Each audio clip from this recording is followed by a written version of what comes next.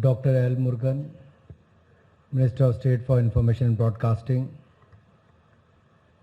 Justice Ranjana Desai ji, Chairperson PCI, Press Council of India, Honorable Member of Parliament, Shri Swapan Das Gupta ji, Nang Sang Lamba ji, Secretary, Press Council of India, members of Press Council of India, friends from media fraternity, students, ladies and gentlemen, Namaskar, a very good evening to all of you. Let me begin by complimenting Shri Swapan Das Gupta ji for his erudite views expressed eloquently on the theme of today's deliberation, the media's role in nation building. It is a pleasure to be here at this event organized by the Press Council of India on the National Press Day. This is also a solemn occasion to pay our humble tribute to the stalwarts who made the press a powerful voice and a worthy fourth pillar of our democracy. Two of the earliest newspapers in India, James Hickey's Bengal Gazette and Ram Mohan Roy's Sambad Kaumudi, laid the foundation of a free press in India. More importantly, they were the forerunners of media as a catalyst for change, progress and advancement. Hickey's Bengal Gazette trenchantly addressed political issues of the time, while Sambad Kaumudi pushed for social reforms and women's emancipation. The reason I mention these two newspapers is because they defined the role of the press, first during the struggle for freedom. Bal Gangadhar Tilak's Kesari comes to mind, and later after the independence. A common link between both the roles is that of the press as the mobilizer of the national opinion for the common good of all Indians. The intimate involvement of towering leaders of our struggle for independence with the press propelled them to ensure freedom of the press was enshrined through constitutional provisions. The birth of the Press Council of India came much later, but the impulse was the same, to ensure democracy is safeguarded and strengthened. Regrettably, within a decade of the Press Council of India coming into being, into the existence, as a lighthouse for press freedom, it was abolished, as mentioned earlier also, it was abolished during the emergency along with the suspension of fundamental rights. It is a matter of pride for me that the council was revived through a fresh act of parliament steered by none other than Shri L.K. Advani ji, then as a Minister of Information and Broadcasting. As a nation, we have not looked back since then, though there have been setbacks by way of unacceptable restrictions like those imposed by the 66A of the IT Act. It was justifiably struck down by the Supreme Court. Over the last 75 years, as democracy has flourished in our great nation, so has media. And as we are celebrating the 75th year of independence, Azadi Ka Amrit Mahotsav, I can see the young students who will be the stalwarts in the field of media to other fields. I'm sure you are going to contribute in large extent in the nation building process. And the way Swapanda has touched upon many issues, from the rights to the responsibilities. Why I'm talking about the rights to responsibility? Because generally we talk about the rights. And as Prime Minister rightly mentioned, we do not seek only rights, but we should also talk about the responsibilities. And youth being the largest stakeholder, I think you have a larger role to play in the nation building process, and I'm sure you're going to do that. Your contribution will be immense. And from an information landscape dominated by newspapers, we moved on to private news channels, which has since proliferated. Your generation might not have seen it, but Swapanda, yours and mine have seen it from just radio and newspapers to the black and white to the color TV channels and to the IT age. When I speak to my 12-year-old son, he comes out with various news and I said, you don't even read newspapers, how do you know this? पापा सब IT, net पे available है ना सब, तो आगे से जवाब आता सर कोई नेट पे, मोबाइल पे, कंप्यूटर पे, सब कुछ वहीं पे अवेलेबल है. So I think things are changing fast. आज कोई ट्वीट करता है तो हमें 10 सेकंड के अंदर उसकी इंफॉर्मेशन मिल रही है. हो सकता है टेलीविजन पर भी 1 घंटा लेट मिल पाए, और अखबार में तो अगले दिन छपने वाला है, तब तक लगता है कि काफी पुरानी खबर हो गई है. लेकिन सत्यता, सच्चाई खबर की, शायद उसके लिए भी लोग अखबार पढ़ते हैं कि ऑथेंटिकेट कौन कर पाता है. एडिटर की कहीं ना कहीं रिस्पॉन्सिबिलिटी वहां पर है. ऑनलाइन प्लेटफॉर्म पर तो किसकी अथॉरिटी है, किसकी नहीं है, कौन ऑथेंटिकेट उसको करता है, वो भी अपने आप में एक बड़ा चैलेंज है.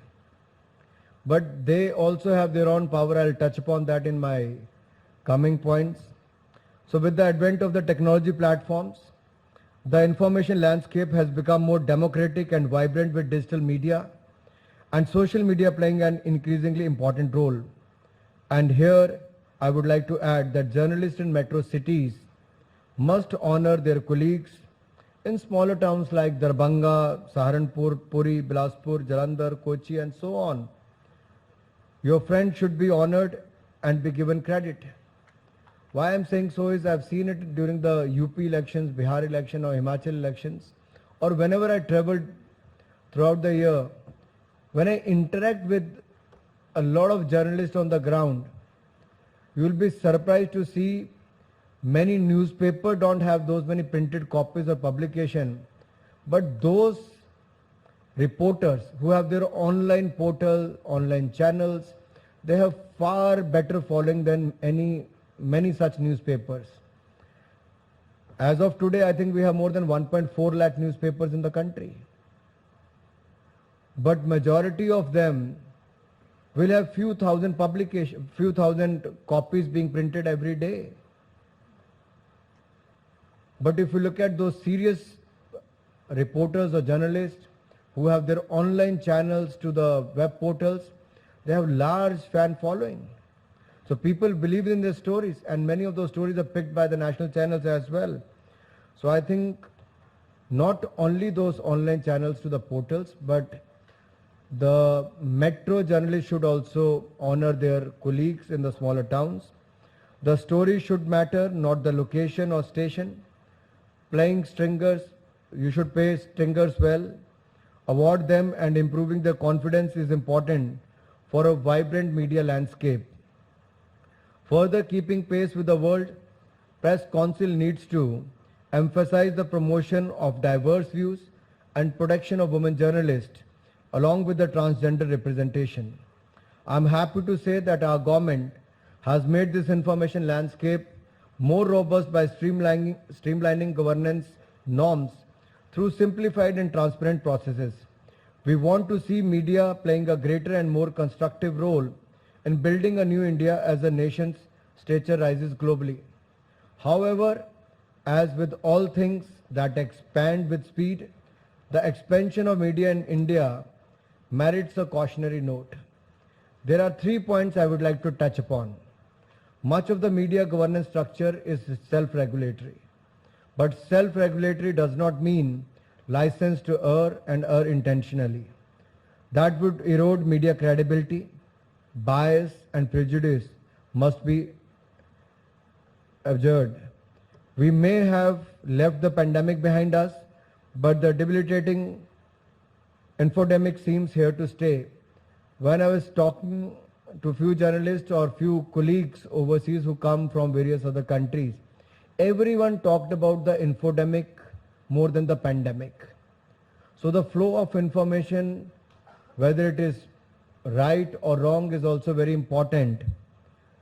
It is for the media to reflect and introspect on how to immunize itself from the virus of infodemic, which continues to inflict malicious disinformation on societies across geographies.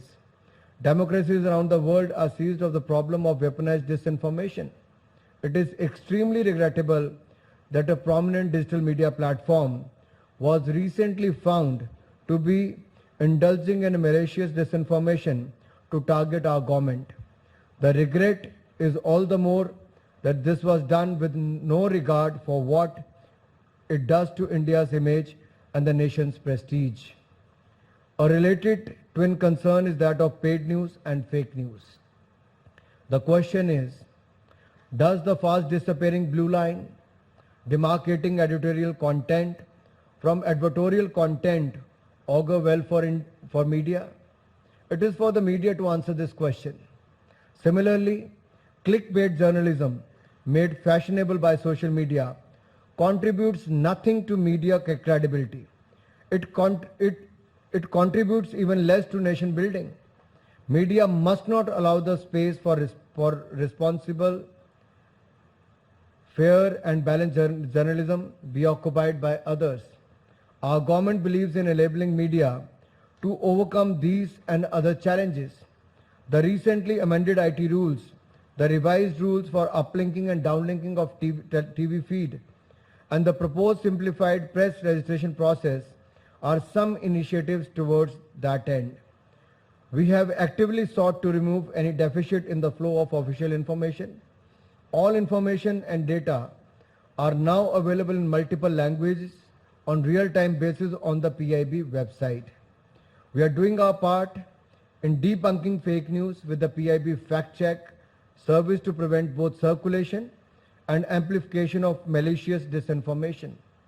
In keeping with Prime Minister Shri Narendra Modi's vision, we have extended all assistance to small and medium newspapers and journals, as well as newspapers printed in Sanskrit and Indian languages like Bodo, Dogri, Khasi, Konkani, Maithili, Manipuri, Mizo, etc. To remove any sense of neglect and discrimination, we have reached out to media in Jammu and Kashmir and the Northeast. Our government was prompt in recognizing the important role played by the journalists as frontline warriors during the pandemic. I would also like to pay my homage to those who have lost their lives during the pandemic time. We extended full help to those who needed assistance, including bereaved families. Subsequently, we have revised benefits under the Journalist Welfare Scheme. I would urge media houses to be more generous in their welfare schemes, which brings me to my concluding point. Media must emphasize on informed journalism that is both passionate and purposeful for our citizens. This is what nation building is really about.